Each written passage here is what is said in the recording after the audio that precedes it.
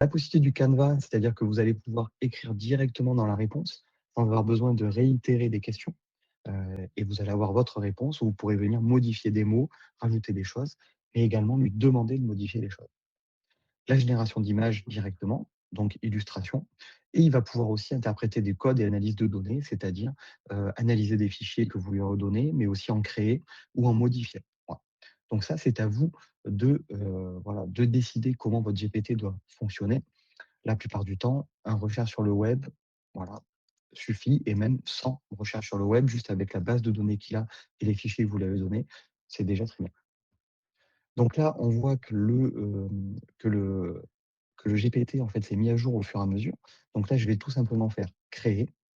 Je vais le faire juste pour moi, pour l'instant, et je le mets à jour.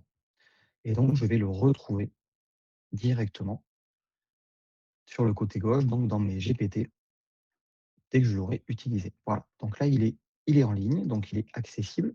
Donc je peux revenir sur mon GPT classique. Et si je fais explorer les GPT, je vais pouvoir trouver mes GPT. Alors, j'ai vu qu'il y avait une question